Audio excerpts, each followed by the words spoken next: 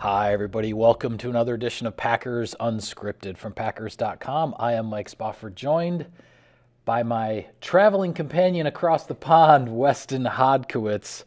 We're getting ready to head over to London for this Sunday morning showdown, at least morning in Wisconsin. It'll be the Packers and the Giants, Tottenham Hotspur Stadium, 8:30 a.m. Central Time kickoff. It'll be 2:30 p.m. in London for us, Wes. And when you look at this Giants team, there's still some uncertainty as far as the quarterback injury situation. I think the Packers just prepare for Daniel Jones and adjust if for whatever reason he's not able to go.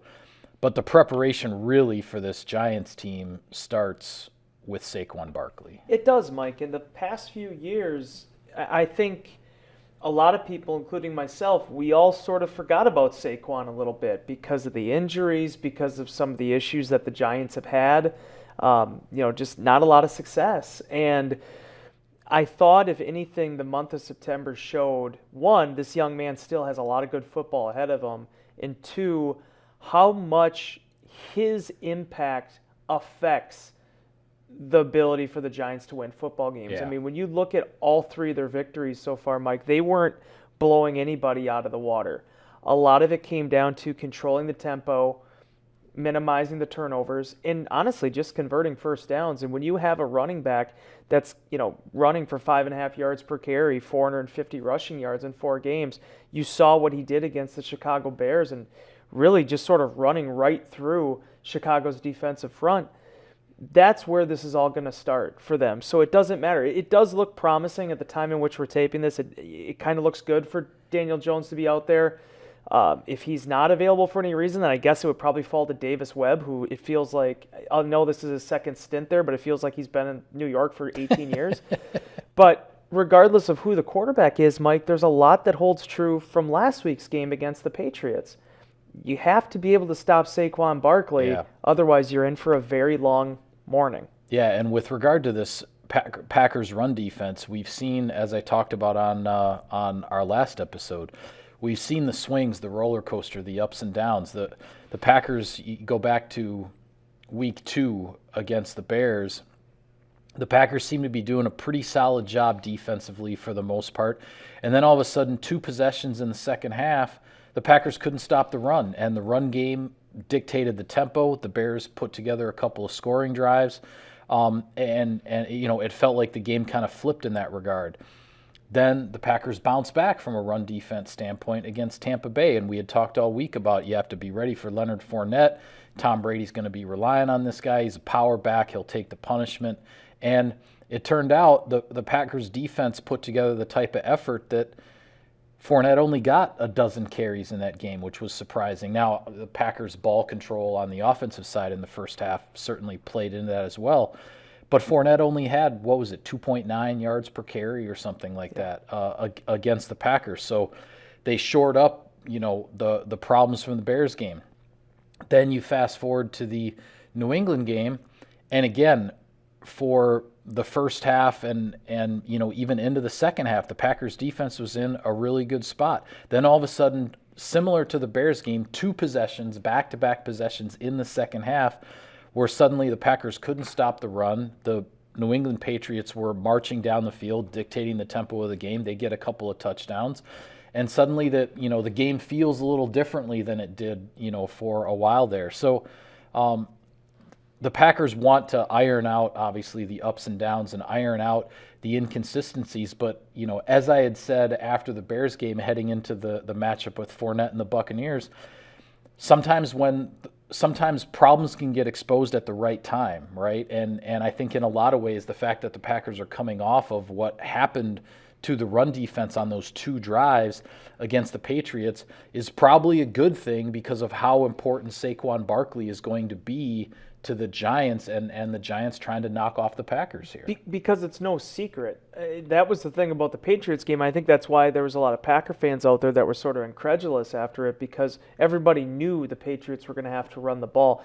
What I really was impressed by with Bill Belichick and the scheme that they ran was they were able to not be predictable with their run game, if that even makes sense. I mean, they, threw a lot of things at them, and when you get the wide zone going, there's a lot of different ways you can attack a defense when you get them moving horizontally.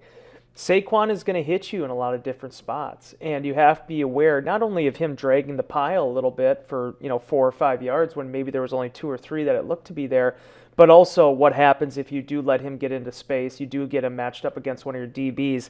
You have to give your defense a chance to succeed. Right now, the Giants have the number 1 ranked rushing offense in the National Football League. That is not by accident. But as I said in my intro, the fact that you look at the Giants and where they're at so far this season, 3-1, they are the only team in the National Football League that has not forced an interception yet. They don't have any picks. Yeah. But yet they lead the NFL in forced fumble recoveries. They have 4. They've only given the ball away, I think it was, I should say, 6 times on the forced fumbles. They have 6 fumble recoveries defensively. Yeah. And they only have 5 giveaways. So they still, despite not even having an interception, they're still +1 in the net differential. Turnover, yeah. That's pretty darn impressive. It tells you they're playing with discipline.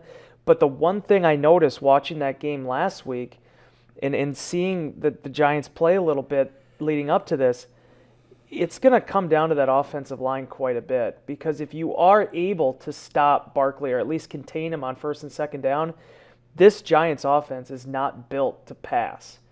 They just aren't good at it. Yeah. I mean, the Cowboys had huge pressure on Daniel Jones from beginning, middle, and end of that ball game.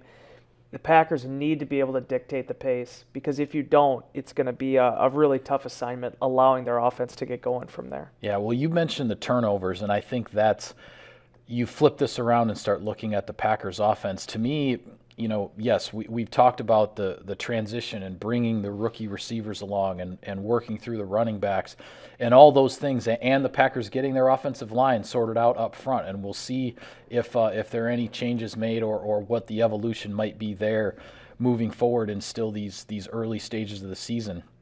But to me, the most important thing that the Packers have to shore up offensively is protecting the football.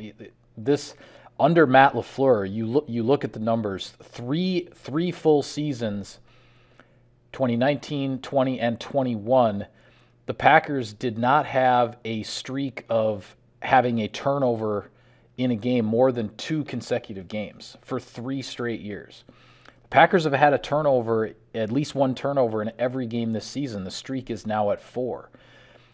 The highest turnover number for the Packers in a regular season under LaFleur is 13. They already have 7 this season through 4 games. They're already halfway to what has been their worst turnover season under Matt LaFleur just here in early October. If the Packers offensively can protect the football like they traditionally do in this offense, I think we start to see more efficiency and more consistency. To me, it starts there. It does, because it's a possession-based offense. It's an idea. Basically, when Matt LaFleur's offense is clicking, and we've seen it at its best, it takes the old Dom Capers sort of defensive formula and it flips it on its head, which Dom's theory was the more plays, the fewer explosives you give up, the more plays you make the offense run, the higher percentage chance there's going to be of a turnover. Well, the offense looks at it under LaFleur of, we're not going to turn over the football. We are going to hit you with some small little victories and then eventually hit some explosives off of that.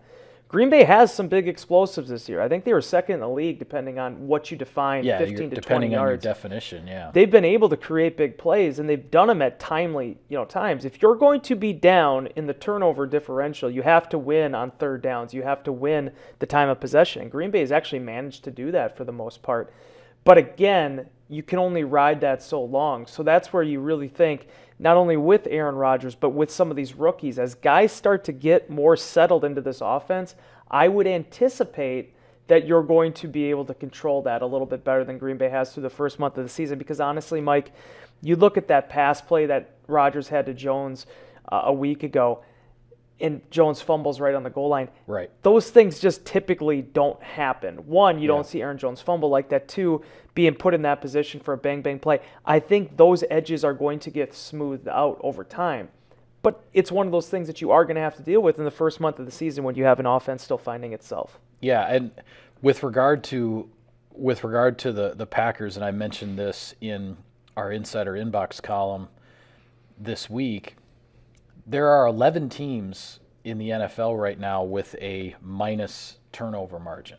The Packers are the only one of those 11 that has 3 wins.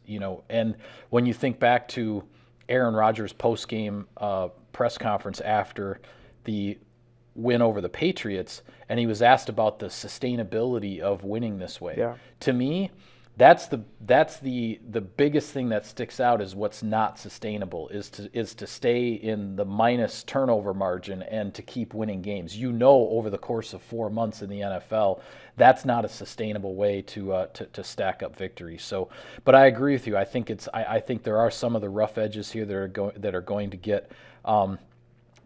get worked out. And hey, look, Aaron Rodgers doesn't throw a lot of interceptions. He's already thrown 3 in the first 4 games of the season. That's also something that I don't think is going to continue, because it's just not it's not Rodgers' track record that for him to be on pace for double-digit interceptions on a season. So I think these things are going to sort themselves out. But again, this is a game I feel like the Packers are the better team. I feel like the Packers have the better roster. But the Giants have that one superstar player in Saquon Barkley you have to deal with, and the Packers have this turnover issue that they need to clean up, or you're going to find yourself in a game just like you had against the Patriots last week, where it comes right down to the end, and you're kind of wondering, okay, how are these guys with a third-string quarterback taking the Packers all the way to the wire? And I think the Packers need to work their way out of that. Yeah, and to be honest with you as well, the other factor that weighs heavily into the Giants' favor is they are playing with house money. A new head coach, they need one more win to tie their total from last season. Yeah, they just only had 4 wins last season. They've already got 3 under Brian Daboll. I think for the veterans that are there, and I know there's been a lot of turnover with that roster the last 2 years, but the veterans that are there, they're seeing Saquon do what he's doing. They're going, okay, this is where we thought we were in 2018. This is where we thought we were in 2019. We have a future, something to point towards, because that's what a running back can do. You look at what Derrick Henry did for the Tennessee Titans. It goes on and on and on. Nick Chubb and the way he's been able to control ball games right now for Cleveland Browns. That's Barkley, and he's a guy that if he's healthy, they're going to be able to ride him. So Green Bay's standpoint, Matt LaFleur said it. We talked about it in our last show. You got to be more physical. You got to close the gaps, and you can't be chasing down guys to catch them. You have to be able to meet them at the point of attack and bring down the ball carrier, which, by the way, when you talk about that run they got at the end of the game on Sunday, that's what ultimately they finally did. Yeah, they got they got things squared away in that regard when they had to have it in the clutch moments. Here's the other part of this matchup that I think is really interesting, Wes, from a statistical standpoint. The Green Bay Packers are the number 1 defense in the league on third down in terms of the opponent's conversion percentage. Number 2 in the league, the New York Giants. Yeah. So first and second in the league defensively, going head to head in terms of third down defense. So the money down, it doesn't get any more important than when the matchup is this, as far as what the statistics are saying about these two defenses. Yeah, and to be honest with you, there's very little about the Giants that I understand in terms of how they're doing this, because when you bring up stats like that, and it's incredible, the fact that and then also the fact they're second in red zone defense right now. But at the same, so if you hear that stat that they are second in the National Football League on third downs, what do you naturally think? Oh, they must be doing a good job against the run. They're really not. Right. I mean, they're 28th, 29th against the run. So it tells you that this is a unit that is being very opportunistic. They are sticking with plays. And honestly, probably a lot of weird little things happening in there that has led to this point. But the fact of the matter is, I think this is definitely a game where the third downs will be something that contributes to who wins this game, because as much as we're going to talk about Saquon Barkley, and for the right reasons with what that young man's doing right now, the New York Giants are looking at A.J. Dillon and Aaron Jones as a potential problem as well. And I thought last week, Mike, once Green Bay started mixing the run with the pass a little bit better, we saw glimpses of it in the first half. Certainly the Christian Watson touchdown drive where all they did was run the ball. Right. When those two things are married up, that's when this offense is in its most rhythmic sync.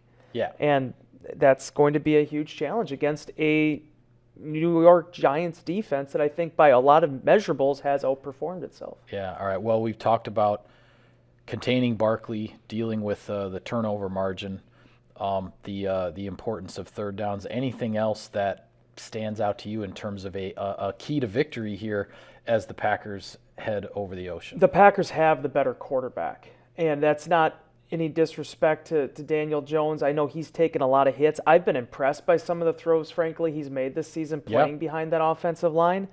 But at the end of the day, you have a Green Bay Packers team, quarterbacked by Aaron Rodgers, probably playing in front of an extremely friendly crowd at Tottenham Hotspur Stadium. I think that's going to be an interesting story here, not to interrupt you, but just what is the atmosphere going to be like in Tottenham Hotspur? I have a feeling that the green and gold, Packer Nation, the Packer fans are going to take over the place. And I'm excited and anxious and eager and all that to just see what it's going to feel like and sound like in that stadium when the ball kicks off on Sunday. Yeah, and one thing that's going to be critical too is Matt LaFleur telling his guys, I mean, yes, you probably will have a lot of fans there, but don't necessarily look at this as a straight home game, because as much as I think the New York Giants are going to have to probably be on a silent count, are going to have a lot of things working against them, Green Bay may still have some of that too, because you have an international fan base, people that have waited their entire lives to watch Aaron Rodgers play, that are probably going to be pretty jacked up too. This isn't going to be the typical,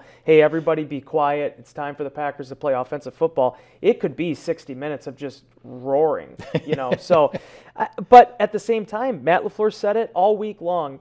Pat O'Donnell, some of these other people we've talked to, you have to be able, whoever prepares the best going into this thing, just in their preparation on the field, the game plan, how the bodies are reset once you get over into England, that's probably going to go a long way in who wins this game. Because when we talk about Saquon Barkley, he is a dynamic football player, but how is the Packers' defensive line feeling at that time? How are their linebackers feeling? Where are these players' bodies at that juncture? It's going to be critical. Yeah, it almost feels like the physical preparation in terms of the players' bodies is paramount in a week like this over the game planning and the X's and O's and stuff. Not to say that you ignore the game plan part of it, but whatever game plan is put together feels like it's not necessarily going to be repped as much in practice as certainly not at full speed as in a normal week, because there's so much focus on making sure these players' bodies are going to be in shape and ready to go for a full 60-minute contest come Sunday. So that's certainly another factor here, and something that as we talked about before, the bulk of the players on this Packers roster have not been through this international. I don't know what the ratio is in terms of the Giants, but the bulk of the Packers roster has not been through this before. I didn't get a chance to look it up before the show. I want to do this before locker room, though, and I don't know if he's going to talk this week, but Mercedes Lewis had, I think, his fabled game out in London where he had the 3 touchdowns. The 3 touchdown catches? A number of years ago. I'm trying to remember whether or not that's the last time he actually did play in London. But basically, you had to be on a different team if you were going to play over there. Alan Lazard, like I mentioned before, he was with Jacksonville on their practice squad when they went over. Eric Wilson, if we get a chance to talk to him in the locker room this week, I'd be very interested to hear if he went last week with the Saints, because he's a member of their practice squad. Yeah, he was on their practice squad. If he's doing 4 trips across the Atlantic to earn his NFL paycheck, that'll be a pretty interesting little story. But yeah, for a lot of guys, I think it's going to be these coaches instilling into them, because the Packers coaching staff has the most experience of anyone. The Bisaccias, the LaFleurs. They're the guys that are going to have to go back to these players and telling them what to expect and what this plan is going to be and why the plan is structured that way. Yeah, absolutely. Well, a little bit of sponsor business here, Wes, and then I want to chat a little bit about the rest of Week 5 around the NFL. SiriusXM NFL Radio delivers hard-hitting analysis and up-to-the-minute NFL news that true football fanatics need 24/7, 365. And at Cousins Subs, we have something for everyone, like our Wisconsin cheese curds, mac and cheese, golden fries, and creamy shakes, all paired with your favorite sub or sub-in-a-bowl. Cousins Subs, 50 years of better. All right, elsewhere, Week 5 in the NFL. As far as the NFC North is concerned, pretty big matchup. Chicago is at Minnesota, the 2-2 Bears, the 3-1 Vikings. An interesting one there with regard to the division implications. And then Detroit has to go to New England now, and the Lions looking to avoid dropping to 1-4. They have the highest scoring offense in the league right now, but Detroit's defense has not been able to get the job done, and so the Lions are sitting at 1-3 when they've piled up a ton of points through the first month of the season. And this is going to be very interesting because it's probably going to come down to which phase performs better for Detroit and how they win this game. I mean, because as many issues as Detroit has had stopping teams, they're going up against a New England team that could very likely be starting a rookie quarterback going into it while trying to replicate kind of what they did against Green Bay this past week. But I am interested to see where Detroit heads from here. Amon-Ra St. Brown, what is his status? They were missing him last week. TJ Hawkinson went freaking off in the interim there, had one of his big career-defining days. Same thing with, DeAndre Swift. What is things looking like for him? Detroit has it, man. I've said it time and time again. I like the way they've built this roster. I feel like they're taking steps in the right direction. But when you look at 2 one-win teams like this in the Patriots and Lions, it is that reminder that I said on our last show that it is difficult to win in this league. And one of those teams is going to, walk out of there with 1 win still 5 weeks into the season. Chicago going to Minnesota. Yep, U.S. I think Bank. that's a gut check game for the Bears. Yep, absolutely. Offensively, they need to start finding themselves Yep. if they're going to be a real, legitimate, viable playoff team this season. Maybe they won't be, but I feel like with Justin Fields, man, you need to start making some steps here. You need to start making some progress because right now, through the first month of the season, it's been wildly inconsistent, and the passing game has just been non-existent. Yeah, and it's interesting because the Vikings at 3-1, in a lot of ways, people are talking a lot about the Vikings the same way they are about the Packers in terms of, yes, winning games, but there are all kinds of flaws, right? Yeah. And games that are coming down to the wire. I mean, the way the Vikings came back and beat the Lions, the Vikings looked dead in the water for 3.5 quarters against Detroit. Then they end up pulling it out at the end. They go to London, and the Saints have a bunch of injuries, like we talked about on our last show. But then they have to survive a potential game-tying field goal to get out of London with a victory over the Saints. But the bottom line is they're 3-1, and they are playing at home with a heck of a chance to get to 4-1. So the Packers will need to win in London to keep pace if the Vikings do get to 4-1. A couple other games that just jumped out at me in terms of NFC matchups. The Cowboys are at the Rams. The Eagles, the only undefeated team in the league, at the Cardinals. Cowboys have been getting wins with Cooper Rush filling in for Dak Prescott. The Rams be playing at home, coming off of a really rough offensive performance against the San Francisco 49ers on Monday Night Football. And then the Cardinals, they've been an up and down team. Are they going to be the team that will the Cardinals team that everybody knows plays the way they're capable of playing potentially knock off an undefeated Eagles team, or are the Cardinals going to continue to kind of ride this roller coaster and the Eagles get to potentially 5-0 here? The thing that concerns me about the Cardinals, I wouldn't even call it a roller coaster. I just think it's been a de-escalation. I mean, they started so hot last year, and this beginning of this season feels like how they ended last year, where it's just a lot of 500 football. It's a lot of losing close games, and from the other standpoint of it, Philadelphia's been impressive. Yeah, they have. The one thing, Jalen Hurts is phenomenal. They have one of the best defenses in the league. They lead the league in turnover differential. But the commitment that the Eagles have shown to their run game and to Miles Sanders, to being able to get that aspect of things down, that was where the train kind of got off the tracks a little bit with Doug Peterson. The running game it had a number of different faces. It didn't really have an identity, and they weren't really consistently dedicating themselves to it. With Jalen Hurts and the way that they're building this offense around him, that emphasis is in place. And you're seeing more and more how this young man can create explosive plays based on establishing a running game. And that's what makes, to me, the Eagles one of the scariest teams in the National Football League right now, because they can beat you in so many different ways. Yeah, the Eagles they got to establishing that running game last year, and they were able to get enough wins, put enough together to get into the playoffs. And yes, they got knocked out in the first round, but you could see the foundation that they were building last year under Coach Nick Sirianni, and now it's carried over to where that foundation offensively is shifted to this year. Jalen Hurts obviously has more experience, learned a heck of a lot from everything that he did last year, and they're stacking up wins and doing so in pretty impressive fashion. Yeah. Any thoughts on the Cowboys playing at the Rams? Assuming it sounds like Cooper Rush is still going to be the quarterback for the Cowboys. This would be a big one for the Cowboys to get. By the same token, the Rams, defending Super Bowl champs, looking to avoid dropping to 2-3 and being under 500 potentially. Starting to wonder more and more if the Cowboys have something in Cooper Rush. The more I watch him, and I'm not trying to put him in the Hall of Fame, definitely not doing the quarterback controversy thing, but right. Jason Garrett was such a huge fan of his, and he kind of gives sort of those, not Tony Romo either, but he, like in that way where Romo took 3 years to develop after coming out of a small school, Rush coming out of a MAC school. Mike, when you watch him play, he's so darn poised back there. He just runs he doesn't the get system. rattled. Yeah, he doesn't get rattled at all. No, and for them to be 3-1, when I think there's a lot of people wondering, oh my God, Dak goes down. What does this mean for McCarthy? You give Mike credit. I mean, they've rallied the troops there. The Rams are such a Jekyll and Hyde team right now, man. Because again, like I was just saying about the Eagles with their run game, it's non-existent right now for LA.